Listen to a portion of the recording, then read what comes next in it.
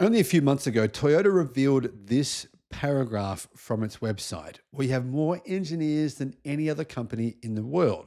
The reason they removed it, because they don't anymore. BYD has more engineers. In fact, BYD have more than 100,000 engineers, with many of them having vast experience with batteries, EVs, and software. CATL, the biggest battery company in the world, they just revealed why exactly Chinese car companies and Chinese battery companies, well, they'll never be toppled from their perch at the top of the pile. Now, it's true, it's a fact. China makes most of the world's electric cars. China has most of the world's EV technology, and it's really only increasing its lead. Now, CATL is saying, well, you know what? There's a reason for that. Part of the reason is this. China's talent pool of software engineers has boosted its EV industry, said CATL's co-chairman. And even the Volkswagen Group would say that's true. The Volkswagen Group, they tried to do all their software in-house. They created a new software division called Cariad, and it was an enormous failure. It cost billions of dollars. Software problems plagued their EVs. It was a huge problem. It was a huge PR nightmare. And what Volkswagen did is they actually bought a Chinese software company for 2.3 billion US dollars to basically fix all the problems. Did they fix them? They pretty much did, actually. Now, Pan Yan told the World Economic Forum that companies like Xiaomi and Tencent have given China an edge. Sales of EVs in China are going to overtake conventional cars this year for the first time.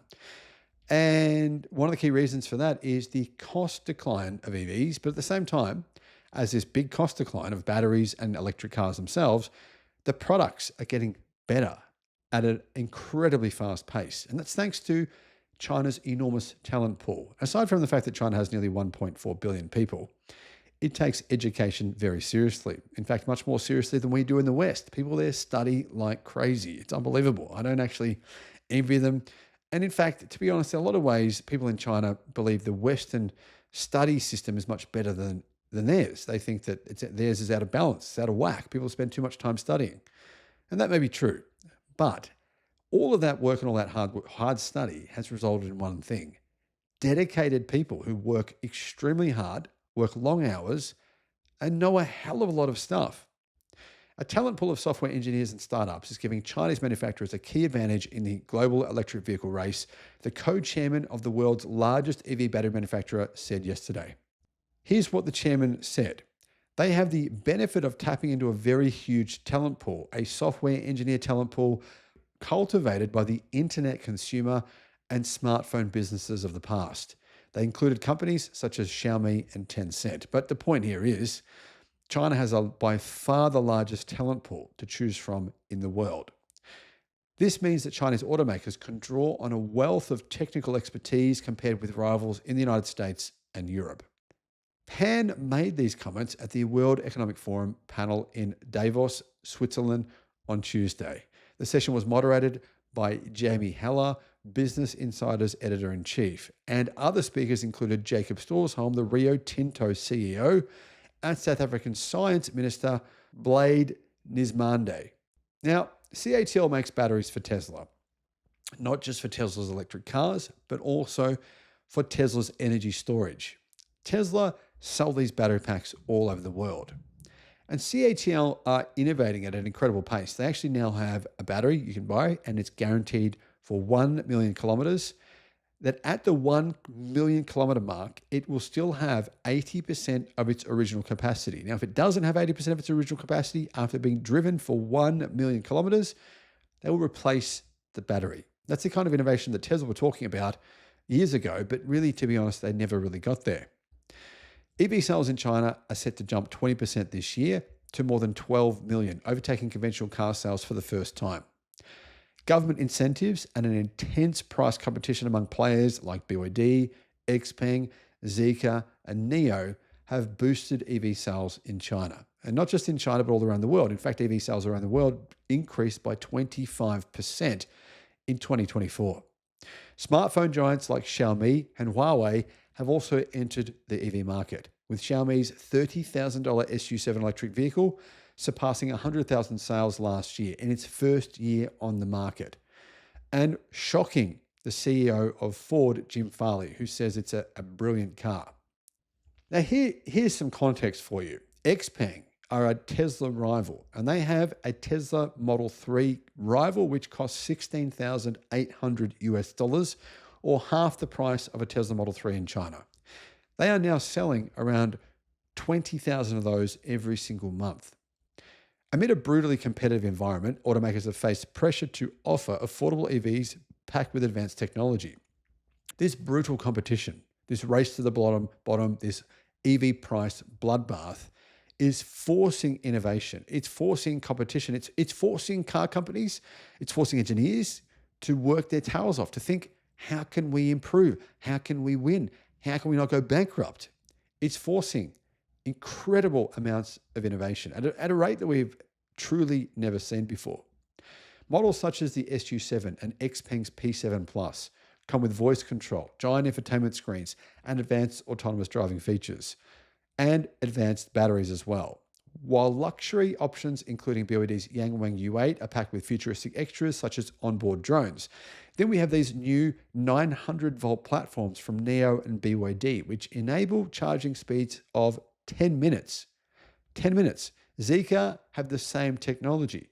Now, currently, you can buy XPeng cars at a very affordable price, and they can charge in 20 minutes. Those cars are available outside of China today.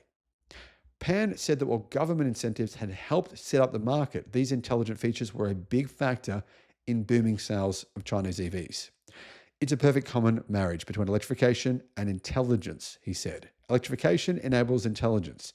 So that offers a whole suite of new features to consumers which cannot be offered with traditional combustion engine cars. Now, to give you some context on this, as far as I know, there's no traditional internal combustion engine car that can do what my car can do. And that is this. Drive into any car park. The car can see, somehow, I don't know how it does this, but it can see car spaces that you cannot see. And it will give you every car park option available in that car park within about a 50-meter radius. Now, all you have to do is press a little button on the screen. You pick which car park you want, and the car will drive itself into that car park. And vice versa when you want to get out of that car park. This is going to solve a lot of problems, right? A lot of people who have trouble parking in dense car parks that are really tricky to maneuver around in. Those are the kind of features that internal combustion engine cars just don't have. In contrast, electric vehicle sales growth in the United States has slowed. It's still growing, but at a much slower pace than in China, with a host of automakers scaling back plans in favor of hybrids in response to, well, Donald Trump. Several have also backed away from advanced technologies such as robotaxis, with General Motors cutting funding for robotaxi firm Cruise last year after it was revealed that those robotaxis weren't actually doing their job and were being driven by remote operators at a different site. I think for the US and European market today, the bottleneck really lies in the software development capability with the traditional auto companies, said Pan. He said Western companies needed to embrace automaking in the new era, which has a heavy software component. Supply chains are a crucial factor, and they're part of the reason why it is much cheaper to manufacture an EV in China than it is in either the United States or in Europe. China's EV dominance extends to the supply chain, with numerous US and European automakers dependent on batteries made by CATL or BYD. Those two Chinese car companies control around about 60% of the entire battery market worldwide. Attempts to challenge China's battery giants have been met with, well, not a lot of success, with Swedish battery startup Northvolt, really the only major European battery company, filing for bankruptcy late last year. Yeah, that didn't go well. And it was obvious it wouldn't. The cost to manufacture things, the cost for innovation in Europe is just too high.